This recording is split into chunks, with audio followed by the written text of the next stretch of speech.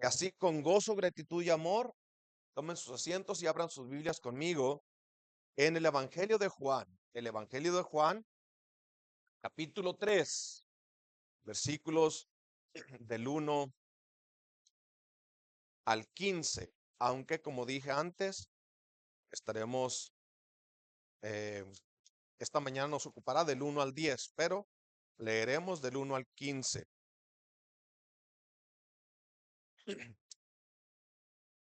Juan, capítulo 3, versículos del 1 al 15. Dice así la palabra del Señor. Había un hombre de los fariseos que se llamaba Nicodemo, un principal entre los judíos. Este vino a Jesús de noche y le dijo: Rabí. Ya vimos antes que rabí significa maestro. Sabemos que has venido de Dios como maestro, porque nadie puede hacer estas señales que tú haces si no está Dios con él. Respondió Jesús y le dijo: de cierto, amén, amén, te digo que el que no naciere de nuevo no puede ver el reino de Dios. Nicodemo le dijo: ¿Cómo puede un hombre nacer siendo viejo? ¿Puede acaso entrar por segunda vez en el vientre de su madre y nacer? Respondió Jesús: de cierto te digo, que el que no naciere de agua y del Espíritu no puede entrar en el reino de Dios. Lo que es nacido de la carne, carne es, y lo que es nacido del Espíritu, Espíritu es. No te maravilles de que te dije: os es necesario nacer de nuevo. El viento sopla de donde quiere y oye su sonido, mas ni sabes de dónde viene ni a dónde va. Así es todo aquel que es nacido del Espíritu. Respondió Nicodemo y le dijo: ¿Cómo puede hacerse esto? Respondió Jesús y le dijo: ¿Eres tú maestro de Israel y no sabes esto? De cierto te digo, que lo que sabemos hablamos y lo que hemos visto testificamos, y no recibe nuestro testimonio. Si os he dicho cosas terrenales y no creen, ¿cómo creerán si os dijere las celestiales? Nadie subió al cielo sino el que descendió del cielo, el Hijo del Hombre que está en el cielo. Y como Moisés levantó la serpiente en el desierto, así es necesario que el Hijo del Hombre sea levantado, para que todo aquel que en él cree no se pierda, mas tenga vida eterna. Esta es la gloriosa palabra del Señor que nos ocupa esta mañana. Hemos recorrido los primeros dos capítulos. En los primeros dos capítulos vimos, por ejemplo, el prólogo, el capítulo 1 del 1 al 18. En este prólogo vimos verdades increíbles acerca de quién es nuestro Señor Jesús, el Verbo, el Creador, la luz, lleno de gracia, el Hijo de Dios, el Cordero. Y vemos entonces un despliegue de verdades. El evangelista Juan nos lleva a la culminación de la historia. Aquí se juntó toda la historia. Aquí culmina la historia.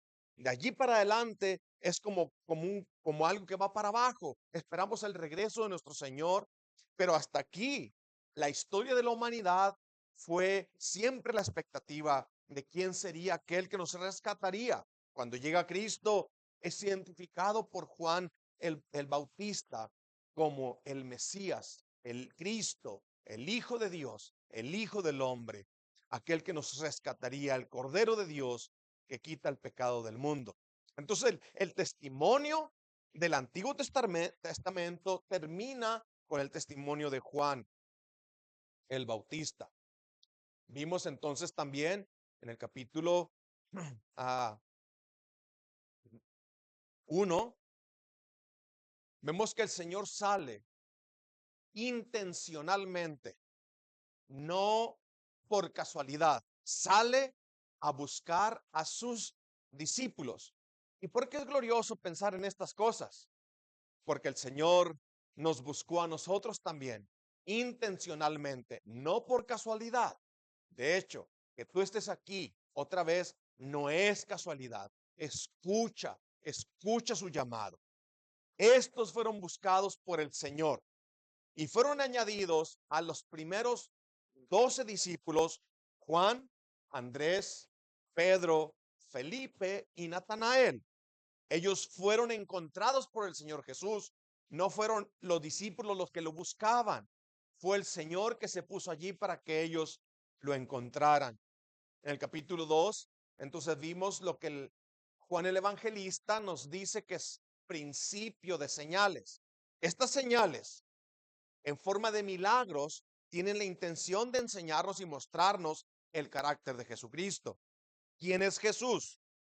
¿Se recuerdan ustedes que el propósito por el cual Juan escribe el Evangelio es para que crean, ustedes para que crean en el Hijo de Dios, Jesús, el Hijo de Dios, y creyendo en Él, tengan vida eterna? Este es el propósito por el cual Juan escribe. El primer milagro fue el vino convertido en agua. Y aquí el Señor dice que este principio de señales era para mostrar su gloria. Y su gloria fue demostrada y sus discípulos creyeron en él. Este primer milagro concuerda con la declaración de Cristo: yo soy la vid verdadera. En el Antiguo Testamento nos dice que Jerusalén o Israel era como una viña, ¿cierto? Pero Israel, el verdadero Israel, es Cristo. La verdadera viña es Cristo. El verdadero labrador es Cristo. No fue Moisés, no fue David, es Cristo. Y nosotros, dice, somos los pámpanos. Y separados de esta vid, solamente queda secarse y ser echados al fuego. Vimos como segunda señal la purificación del templo. La adoración se había corrompido. Donde deberían de escucharse alabanzas y canciones, se oía la voz de comerciantes haciendo negocio. Donde debía de oírse el clamor de los pecadores buscando el perdón, confesando sus pecados, llorando por su iniquidad, solo se oía el bramido de animales. Pero nuestro Señor los echa, y la señal es: Él es el verdadero templo. En Cristo es donde el pecador puede clamar al Señor buscando el perdón. En Cristo el pecador puede acercarse al Señor a adorarlo. De hecho, podemos decir, cualquier otra adoración es rechazada. Cualquier otra adoración, por muy bonita que esté, si no está hecha en Cristo, es idolatría, es presunción de los hombres ignorantes que pretenden acercarse al Señor sin ningún conocimiento. Jesús es el Cordero de Dios que se consumió a sí mismo para salvar a su pueblo con una sola ofrenda. Y terminamos el capítulo 2 con el fruto de este principio de señales. Dice que los discípulos creyeron y luego nos habla de que muchos otros también creyeron. Tristemente, también nos dice que la fe de la mayoría de estos era solamente una fe temporal. Era una fe que estaba puesta en las señales, pero nunca llegaron a la persona. Se quedaron con el milagro. Fueron sorprendidos, asombrados, pero nunca fueron humillados, nunca llegaron a Cristo. Y dice que Jesús, como no podía ser engañado, ni puede ser tentado por la adulación perversa de los hombres, ni puede ser sorprendido inocentemente. Por eso dice que él no se fiaba de ellos, porque los conocía a todos. De hecho, el versículo se puede leer literalmente así: la gente confió en su nombre, pero él no se confió a sí mismo, a ellos. Escuche esta implicación. Es maravillosa. ¿Qué implica? Nos dice que la intención del Señor es entregarse a sí mismo a aquellos que verdaderamente se entregan a Él. Hay una unión con Cristo. Esa es nuestra fortaleza. Él se entrega. Él me pertenece. Yo pertenezco a Él. Él me compra. Soy de su propiedad. Pone su sello de pertenencia sobre mí. Y luego dice la Biblia maravillosamente: hace morada con sus hijos. Juan 14:23, el que me ama, mi palabra guardará, y mi Padre le amará, y vendremos a él y haremos morada con él. Jesús hace lo que solo Dios puede hacer: llegar al corazón, conocer el corazón, transformar el corazón. Solo Él puede descubrir delante de nuestros ojos lo que hay dentro de nosotros mismos. Solamente Él puede descubrirlo para que podamos arrepentirnos, para que podamos buscar el perdón, para poder encontrar la vida eterna confiando en su nombre. Y este sigue siendo el milagro más grande: que el Señor busque a pecadores y los perdone. Tiene que ser el milagro más grande. Aquel que conoce los corazones de todos los hombres ahora entra en conversación con Nicodemo. En el capítulo 4 entra en conversación con la mujer samaritana, con el oficial del rey, y ahora va a proclamar estas verdades maravillosas del evangelio. Aquel que conoce los corazones de todos los hombres, cuando Nicodemo llega a él, la adulación o lo que sea el saludo con el cual Nicodemo comienza, es como que el Señor lo corta y va directamente al problema de Nicodemo. Inmediatamente expone la necesidad de Nicodemo. No se deja llevar por la adulación. Jesús ve el corazón de Nicodemo y le ofrece a Nicodemo lo que él necesita, no lo que él quiere. ¿Qué venía buscando Nicodemo? Bueno, la Biblia no nos dice. Quizás tenía muchas preguntas. Quizás también él fue sorprendido por los milagros que hacía Jesús. Pero Cristo va directamente a la necesidad de Nicodemo. Y en la aplicación podemos decir con gran certeza y con completa seguridad: no solamente es lo que Nicodemo necesitaba, es lo que cada persona necesita, y es lo que cada uno de nosotros, los que estamos aquí, necesitamos. Es el nuevo nacimiento, es la nueva creación. Así que dividamos nuestra porción de la escritura de esta manera. Lo que Nicodemo buscaba, versículos 1 y 2. Lo que Nicodemo necesitaba, versículos 3 al 7.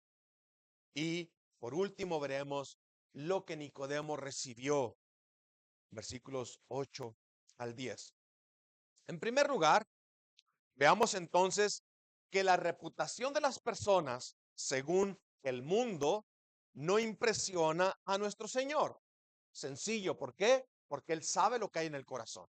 Este hombre era un hombre perteneciente a un grupo de religiosos muy respetado dentro de Israel. Los fariseos se adherían a la ley para justificarse a sí mismos delante de Dios. De hecho, si alguien pudiera calificar a nosotros,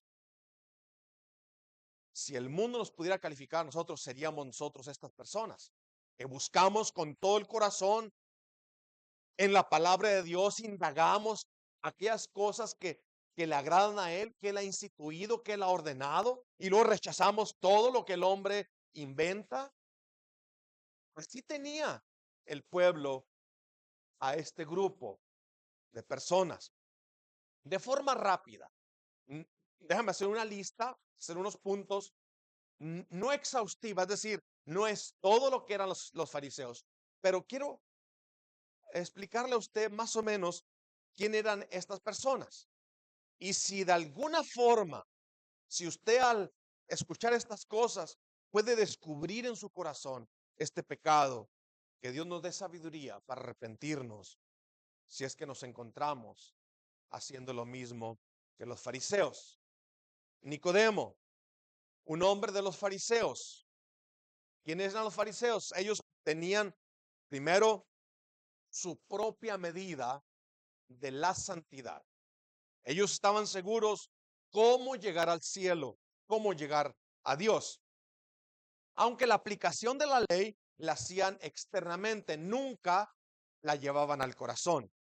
Mateo 23:28, Cristo les dijo: así también ustedes por fuera, a la verdad, se muestran justos a los hombres, pero por dentro están llenos de hipocresía e iniquidad. La ley no les alcanzaba para descubrir el pecado de su corazón. Era una apariencia, una careta. Aparentaban ser piadosos y muy celosos de la ley, pero nunca les alcanzó para ver la maldad de su corazón. Número dos, los fariseos no entendían la medida de la verdadera santidad.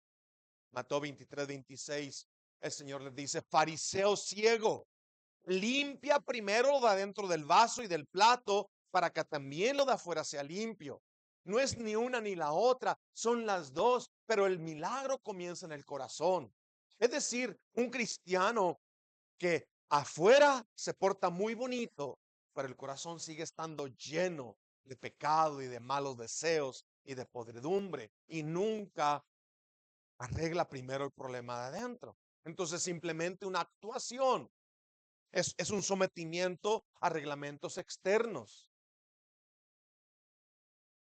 Lucas 11, 40 y 41 dice: necios, el que hizo lo de afuera, ¿no hizo también lo de adentro? Entonces, ¿de qué sirve arreglar solamente parte del problema y dejar la mitad?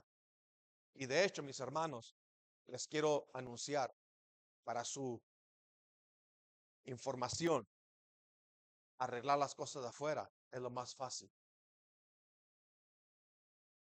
Es la lucha más fácil, arreglar el comportamiento. El corazón, tú no puedes arreglarlo.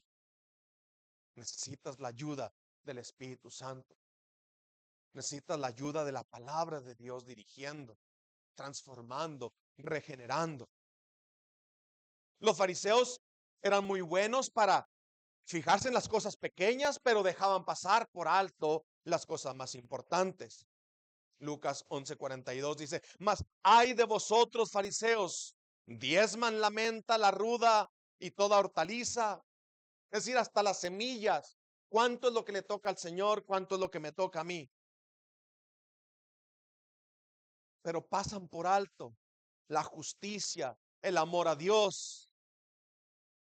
Esto era necesario hacer sin dejar aquello. Otra vez, no es ni una ni la otra, son las dos. Pero ¿de qué sirve entonces ser muy celoso de mi práctica, pero desconocer el amor y la justicia? Los fariseos amaban mucho más la reputación que la verdadera santidad. Estaban preocupados cómo los ve el mundo. Lucas 11:43 le reclama el Señor, le dice: ay de vosotros, fariseos, aman las primeras filas en las sinagogas, las primeras sillas y los saludos en las plazas. Los fariseos eran buenos para enseñar y cargaban a la gente y le decían y le hablaban de la ley, pero ellos no estaban dispuestos ni a ayudarlas ni a vivir lo que predicaba. Lucas 11:46, y él les dijo: ay de vosotros también, intérpretes de la ley, porque cargan a los hombres con cargas que no pueden llevar, pero ustedes ni con un dedo la tocan. Hagan lo que digo, dice el dicho, ¿verdad? No lo que hago. No funciona. El carácter como la doctrina tiene que ser junta, ni una ni la otra. Predicas bonito, está bien. Si tu carácter no concuerda con tu predicación, es mejor callarse. 6. Los fariseos leían las escrituras, pero con sus labios nada más. Su corazón nunca llegó a entrar en la palabra del Señor. Y así eran un estorbo, era un tropiezo para aquellos que sí querían buscar. Dice Lucas 11:52, ay de vosotros, intérpretes de la ley, porque han quitado la llave de la ciencia. Ustedes mismos no entran, y los que entran, a los que entraban, se lo impiden. ¿Cuál es el remedio para todo esto? El remedio para todo esto es uno, el evangelio glorioso de nuestro Señor Jesucristo. Tienes que nacer de nuevo. Tu corazón tiene que ser regenerado por el poder de la palabra encarnada y predicada. El Espíritu Santo tiene que aplicar estas verdades a tu mente y a tu voluntad. El único remedio para el fariseísmo es el evangelio. El único remedio para la hipocresía es poder ver nuestro pecado. El único remedio para nuestra vida es el evangelio glorioso de nuestro Señor. Todos nos hemos rebelado contra Dios en pecado, en orgullo. Hemos decidido adorarnos a nosotros mismos en vez de a Dios. Y como consecuencia nos hemos convertido en idólatras. Y por lo tanto estamos bajo el justo juicio de Dios como culpables. Estamos bajo sentencia de muerte porque la paga del pecado es la muerte. Y ante todo esto, mis hermanos, no podemos fingir que no somos pecadores. No podemos encubrir nuestros pecados con actos externos de prácticas, rituales, ceremonias, lecturas, oraciones largas. Nada de esto lo cura. Tiene que ser un milagro, tiene que ser la palabra de Dios aplicada por el Espíritu Santo a la mente y al corazón y a la voluntad. Y algo que debemos aprender cuando estamos leyendo el Evangelio de Juan es que el evangelista nos habla con detalles. En los detalles está la clave para entender muchas de estas cosas. Siempre él añade algo. Por ejemplo, dice Nicodemo, un hombre principal de entre los fariseos, principal entre los judíos. Y luego dice el 2, este vino a Jesús de noche. Está poniendo en la mente algo, una figura. Hay mucho debate. ¿Qué significa? ¿Por qué vino Nicodemo a Jesús de noche? Uno dice que tenía miedo ser visto por los compañeros de él, los otros fariseos. Otros dicen, siendo un principal, Nicodemo pues, seguramente estaba muy ocupado todo el día. Terminó su trabajo y fue a buscar a Jesús en la noche. Otra de las razones posibles es, Nicodemo sabía que mucha gente estaba allí buscando a Jesús y esperó un momento donde él pudiera estar a solas con Cristo y poder entonces entablar una conversación con él. Pero quiero pensar, porque desde el capítulo 1 el evangelista nos viene poniendo en la mente figuras. Quiero pensar en nuestras mentes, quiero pensar que el evangelista quiere poner esto en nuestras mentes. La oscuridad, la noche literal en la que Nicodemo se acercó a buscar a Jesús no se comparaba con la oscuridad que había en el corazón de Nicodemo. Era más oscura la noche en el corazón de Nicodemo que la noche física en la cual él se acerca al Señor. Así nos habla de Judas. Judas en la cena del Señor pregunta, ¿quién me va a entregar? Y luego le da el pan a Judas y dice que entra Satanás en su corazón. Y escuche cómo dice Juan. Cuando Judas, pues, hubo tomado el bocado, salió luego y era ya de noche. Para Judas, la noche se cerraba, la oscuridad se cerraba dentro de su corazón. Satanás entraba y ya no había más que hacer sino irse a su propio lugar. Era de noche. Claro que era de noche cuando Nicodemo buscó a Jesús. Sí era de noche, pero la oscuridad en el corazón de Nicodemo sobrepasaba la noche en la que buscó a Jesús. Pero Nicodemo buscaba a Jesús o Jesús buscaba a Nicodemo. Nicodemo buscaba a Jesús por las señales, pero era Jesús el que buscaba a Nicodemo para sacarlo de la oscuridad espiritual en la que se encontraba. Juan 1:5 dice que la luz en las tinieblas resplandece y las tinieblas no aguantan la luz. Y aquella luz verdadera que alumbra a todo hombre venía a este mundo. Este es nuestro Señor Jesús. ¿Qué buscaba Nicodemo? Bueno, podemos especular. Siendo maestro de Israel, tenía curiosidad quién era este. ¿Sería profeta? ¿Sería el profeta? ¿Sería el Mesías? ¿Sería Elías? ¿Se acuerdan que ya le habían preguntado a Juan el Bautista, ¿quién eres tú? Ahora Nicodemo quería saber quién es Jesús. Pero Nicodemo, para poder saber quién es Jesús, primero necesitaba saber quién era él. Necesitamos saber quiénes somos nosotros, porque eso está puesto en una balanza claramente, mis hermanos. Cuando tienes un concepto demasiado alto de ti, Cristo no vale. Pero cuando tienes un concepto correcto de quién eres tú, cuando tú como el profeta Isaías puedes clamar y puedes decir, oh, estoy muerto, estoy deshecho, no puedo ni siquiera ver la gloria de Dios. Entonces, Él se ve glorioso y yo me veo bajo.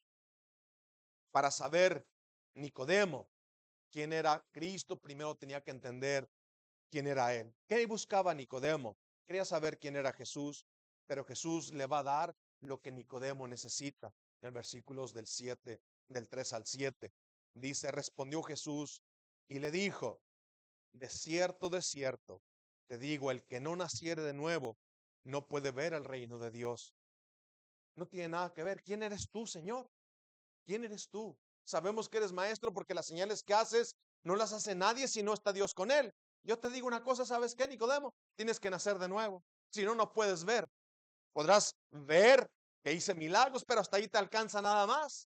Pero no te alcanza para entrar al reino de Dios. Tu religión no es suficiente para llevarte al reino de Dios. Tienes que nacer de nuevo. Pero ¿cómo? ¿Cómo un hombre viejo puede nacer otra vez? ¿Se puede meter al vientre de su madre y nacer? No, así no es. El que no nace de agua y del espíritu no puede entrar en el reino de Dios. Y le explica lo que es nacido de la carne, carne es. Lo que es nacido del espíritu, espíritu es. Es un nacimiento espiritual. Por lo tanto, no te maravilles de que te dije, os es necesario nacer de nuevo. Quita esto de tu mente y escucha. No te maravilles, no te cierres. El viento sopla de donde quiere y oye su sonido, mas ni sabes de dónde viene ni a dónde va. Así es todo aquel que es nacido del Espíritu. Su religión no le alcanza para entrar al reino de Dios. Nuestro Señor va directo a la necesidad de Nicodemo. ¿Qué necesita Nicodemo? Nacer de nuevo. Y literalmente se lee así. En verdad te digo que lo que no nace de lo alto no puede ver el reino de Dios. Entonces es, primero que nada, un nacimiento celestial, divino, de lo alto, no natural. En segundo lugar, sin este nuevo nacimiento no puedes ver, estás ciego todavía y como estás ciego, estás topando con diferentes cosas y te caes y estás tirado, ciego completamente. No puedes ver, por lo tanto no puedes entrar en el reino de Dios. ¿Qué significa? Ver y entrar al reino de Dios. Bueno, significa tener la fe, el don de creer, el don de poder arrepentirnos, el don de perseverar hasta el final, el don de morir la muerte del justo, el querer o el llegar al final y experimentar la resurrección de los santos, la vida eterna, es ser encontrado en Cristo en el día final, confiando en su justicia, no en la mía, confiando en las buenas obras de Cristo, no las mías. Marcos 9:43 dice, si tu mano te es ocasión de pecar, córtala. Te es mejor entrar en la vida, manco, que teniendo las dos manos ir al infierno, al fuego que no se apaga. Lo Marcos 9:47, si tu ojo te es ocasión de pecar, sácatelo. Es mejor entrar al reino de Dios, entrar a la vida, entrar al reino de Dios con un solo ojo que teniendo dos ojos ser echado al infierno. En tercer lugar, los que nacen de nuevo ya están dentro del reino de Dios. Este reino de Dios no es exclusivamente futuro, aunque va a tener su culminación en el futuro. El Señor ya lo inauguró. Y Él le dijo así en su predicación: si yo por el poder del Espíritu Santo echo fuera demonios, ciertamente el reino de Dios está aquí. Ahora, la idea que los judíos tenían era que ellos, por ser judíos, ya estaban automáticamente en el reino. Solamente aquellos que pecaran horriblemente y se separaran del pueblo, aquellos iban a ser echados, cortados, pero la mayoría, por ser judíos, ya tienen la seguridad de estar dentro del reino porque siguen la ley y obedecen la ley. Pero aquí el Señor nos muestra a un miembro del Sanedrín, un principal entre los judíos, una persona muy respetada, maestro de la ley, y Jesús le dice: ¿sabes qué? No puedes entrar al reino de Dios a menos que nazcas de nuevo, a menos de que tú seas hecho una nueva criatura. Gálatas 6:15, porque en Cristo Jesús ni la circuncisión vale nada, ni la incircuncisión, sino una nueva creación. Nacer de nuevo, nueva creación. Segunda de Corintios 5:17. De modo que si alguno está en Cristo, nueva criatura es. Las cosas viejas pasaron, y aquí todas son hechas nuevas. Vida nueva, nueva creación, nueva criatura, nacer de nuevo, nacer de lo alto, nacer del Espíritu y del agua. De hecho, cuando la Biblia nos habla de el fin del día, dice que la creación misma es llamada la regeneración. Ustedes que me han seguido en ese día de la regeneración, donde no solamente los creyentes serán transformados con cuerpos glorificados, donde podrán jamás no pecar, la creación misma, dice Romanos 8:21, gime a uno y también será liberada de la esclavitud, de la corrupción. Pero aquí, con Nicodemo, no es la creación la que será liberada o la que necesita ser regenerada, es la persona. Para entrar en este reino regenerado, la persona tiene que ser también hecha nueva. No puede heredar este reino la corrupción. Y la única vida incorruptible es la que se encuentra en Cristo.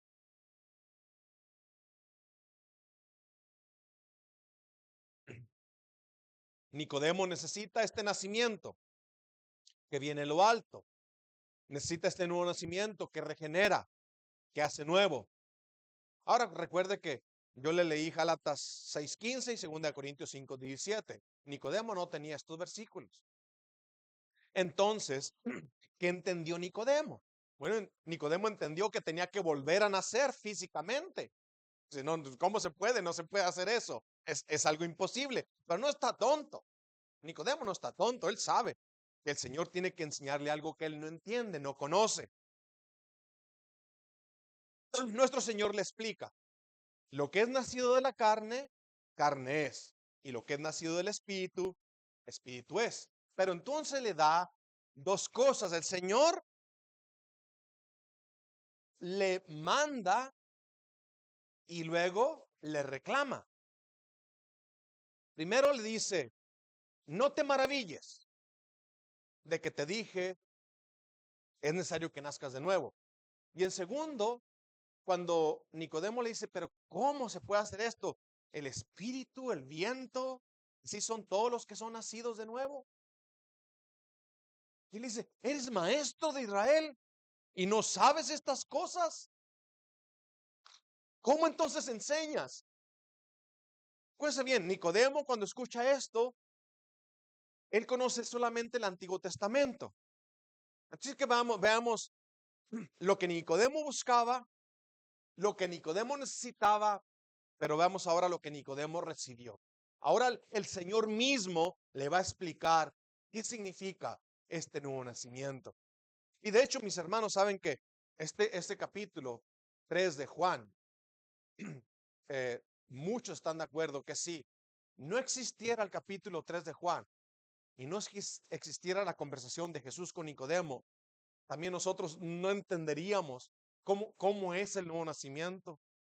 Tendríamos muchas preguntas. Glorioso capítulo, gloriosa explicación de nuestro Señor Jesús. Y aquí Nicodemo entonces recibe de los labios de nuestro Señor Jesús el evangelio glorioso. Si no naces de lo alto, no puedes ver ni entrar al reino de Dios.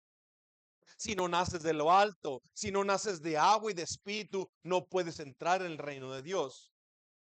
Veamos qué es nacer de agua y del espíritu. La demanda y el reclamo. No te maravilles. ¿Y eres tú maestro de Israel y no sabes esto? ¿Qué significa nacer de agua y del espíritu? Otra vez, en cuanto a nacer del agua, hay cientos de proposiciones. Yo quiero ah, limitarme a lo que Nicodemo sabía del Antiguo Testamento. Muchos dicen que es la bolsa de agua en la que nacimos o en la que fuimos generados o engendrados en el vientre de nuestra madre.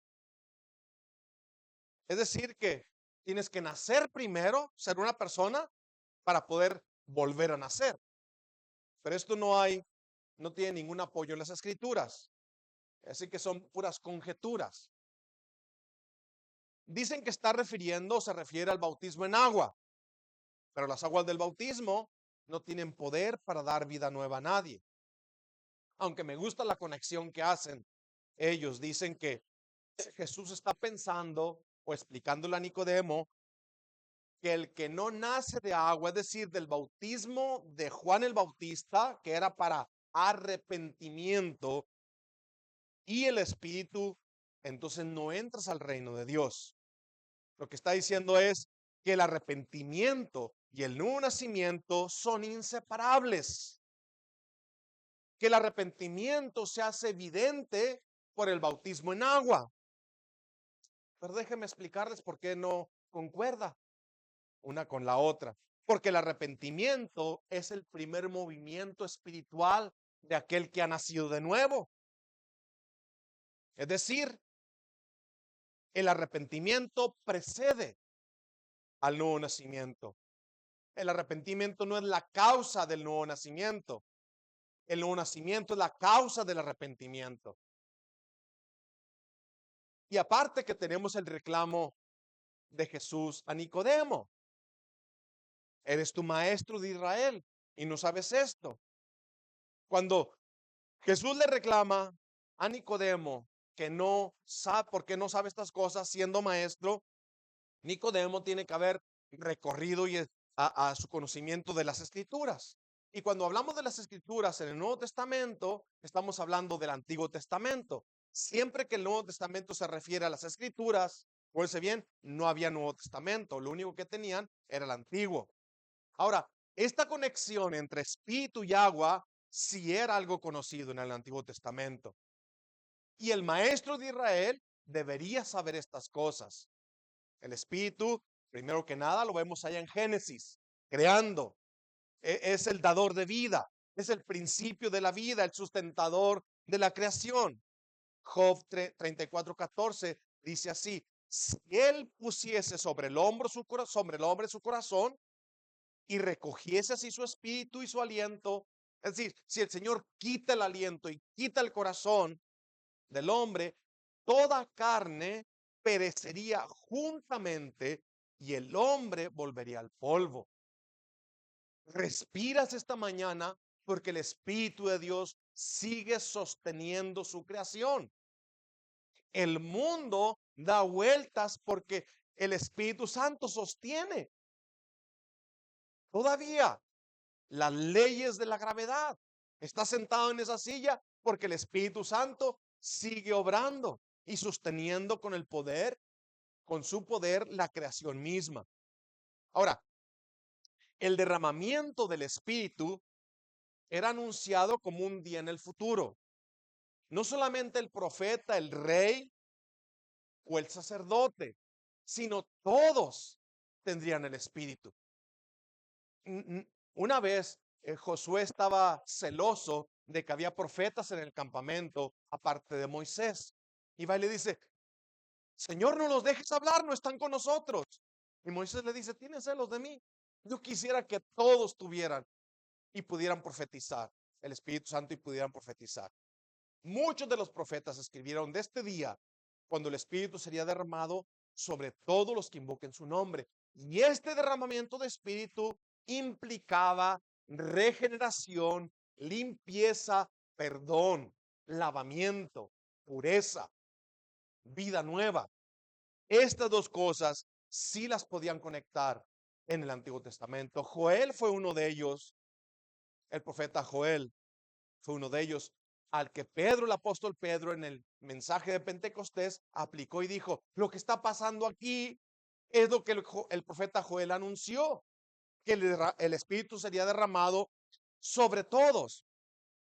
El resultado de este derramamiento de Espíritu era esto: bendición, justificación, limpieza y vida nueva. Tres citas bíblicas para que usted entienda lo que quiero decir. Isaías 44, 1 al 3. Tres entre muchas. Tuve que escoger tres por causa del tiempo. Ahora pues, oye Jacob, siervo mío, Isaías 43 del 1 al 3. Y tú, Israel, a quien yo escogí, así dice el Señor, hacedor tuyo, y el que te formó desde el vientre, el cual te ayudará. No temas, siervo mío Jacob, y tú, Jesurún, a quien yo escogí, porque yo derramaré agua sobre el sequedal y ríos sobre la tierra árida. Mi espíritu derramaré sobre tu generación y mi bendición sobre tus renuevos. Pero más que pedacitos aquí, pedacitos allá, Ezequiel 11:19, las promesas del nuevo pacto. Y les daré un corazón y un espíritu nuevo pondré dentro de ellos. Quitaré el corazón de piedra de en medio de su carne y les daré un corazón de carne. Les daré un corazón y un espíritu nuevo pondré dentro de ellos. Pero Ezequiel 36, 25 al 27. Estas son las promesas del nuevo pacto. Estas son las promesas a las que nosotros podemos arrimarnos o confiar o creer o sostenernos. Estas promesas hechas con promesa y juramento en un pacto, lo que la Biblia le llama el nuevo pacto. Escúchelo. Ezequiel 20, 36, 25 al 27. Esparciré sobre vosotros agua limpia y seréis limpiados de todas vuestras inmundicias y de todos vuestros ídolos os limpiaré. Daré un corazón nuevo y pondré espíritu nuevo dentro de vosotros y quitaré de vuestra carne el corazón de piedra y os daré un corazón de carne y pondré dentro de vosotros mi espíritu y haré que andéis en mis estatutos y guardéis mis preceptos y los pongas por obra. Mis hermanos, la maldición de la Torre de Babel, ¿se recuerda? Cuando los idiomas fueron confundidos, aquí la maldición se tornó en bendición. Hablamos un solo idioma. Cristo Jesús es Dios. Cristo Jesús es Dios. Un corazón nuevo, un espíritu nuevo. Hablaban todos, en todas las lenguas, en todos los idiomas, bajo el sol, las maravillas de Dios. Este mensaje anunciado al mundo entero, el mismo mensaje en cada lenguaje, a cada tribu, a cada pueblo y a cada nación. ¿Cómo son aquellos que nacen del Espíritu? Para terminar, lea conmigo el versículo 7, 7 y 8. Jesús hace una analogía entre el Espíritu y el viento. No te maravilles de que te dije, os es necesario nacer de nuevo. El viento sopla de donde quiere y oye su sonido, mas ni sabes de dónde viene ni a dónde va. Así es todo aquel que es nacido del Espíritu. Nacido de nuevo, nacido de agua, nacido del Espíritu, nacido como Él. como el viento. Escuche bien la analogía. El viento, claro, aquí no teníamos el servicio meteorológico, ¿cierto? Pero aún así, la figura se sostiene. Es decir, tú no ves el viento, no sabes cuál dirección lleva, no se puede controlar. El viento hace lo que quiere, pero puedes ver sus efectos, puedes ver los árboles moviéndose para todos los lados. De hecho, cuando vienen tornados, es algo espantoso, es poderoso, es fuerte, desbarata, destruye, cambia. Así son todos los que son nacidos del Espíritu. Como controlaste tu nacimiento natural, así de fuerza tienes para controlar tu nacimiento espiritual. No puedes, no puedes, no puedes controlar al Espíritu Santo. No tenemos capacidad para transformarnos a nosotros mismos. No tenemos capacidad para darnos vida nueva. Pero cuando el Señor nos da vida nueva en Cristo, ciertamente podemos ver sus efectos. Allá donde había un corazón que odiaba, hay un corazón que ama. Allá donde había un corazón perverso, hay un corazón piadoso que busca, que se, que se, que se esfuerza, que sufre, se esfuerza por obedecer y sufre por no poder obedecer perfectamente, pero no deja de luchar, no deja de buscar la santidad. Es corazón, la Biblia lo dice así, aborrecibles y aborreciéndonos unos a otros. ¿Por qué ahora puedes amar a Cristo? ¿Por qué ahora puede tu corazón temblar a su palabra, enternecerse al escuchar de su amor mostrado en la cruz del Calvario?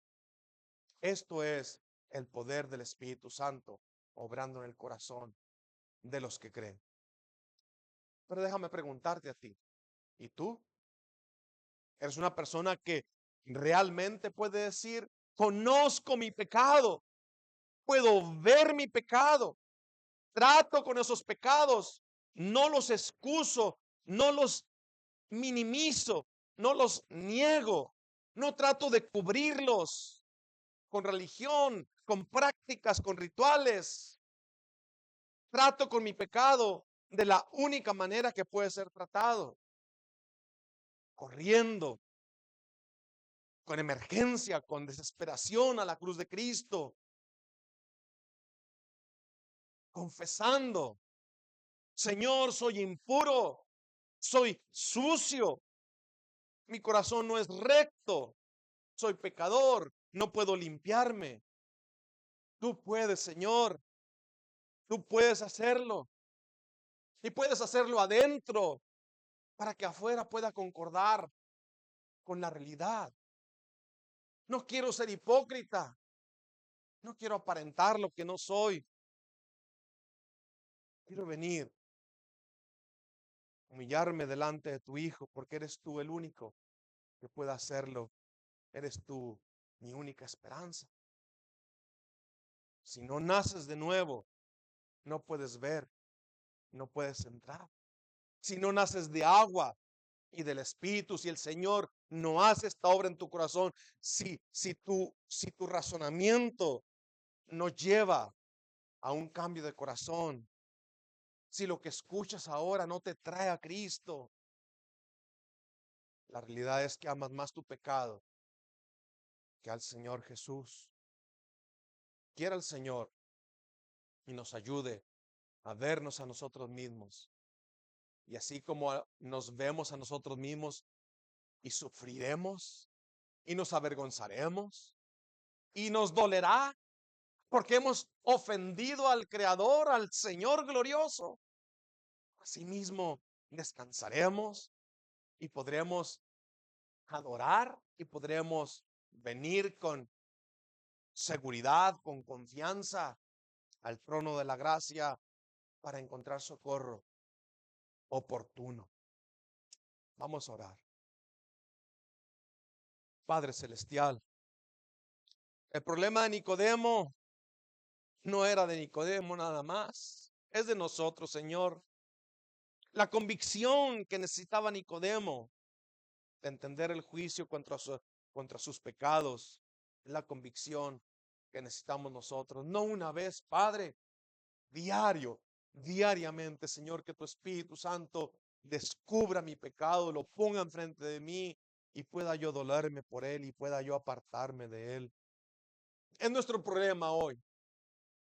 Son nuestros pecados, son nuestras tentaciones, son nuestras ofensas. Es nuestra culpa, Señor, la que traemos delante de ti, porque solamente tú puedes librarnos. Líbranos, Señor, del pecado horrendo de querer justificarnos delante de ti, de encubrir nuestra maldad, de caer en la tentación y de tratar con estas cosas superficialmente. Oh Padre eterno, maldito el hombre, declaras tú, que haga estas cosas indolentemente. Ayúdanos a reconocer que nuestro pecado es grande. Ayúdanos a reconocer que sin ti estamos perdidos, pero que podamos entender que eres tú el que ofrece la salvación, que tú eres poderoso, todopoderoso, y que no hay una persona tan mala que sea rechazada, ni una persona tan buena que no necesite humillarse. Líbranos de pensar que no necesitamos lo mismo que necesitaba Nicodemo, y ayúdanos a recibir la oferta que le hiciste tú también. Te lo rogamos y te lo pedimos todo en el nombre de tu Hijo amado, Cristo Jesús. Amén.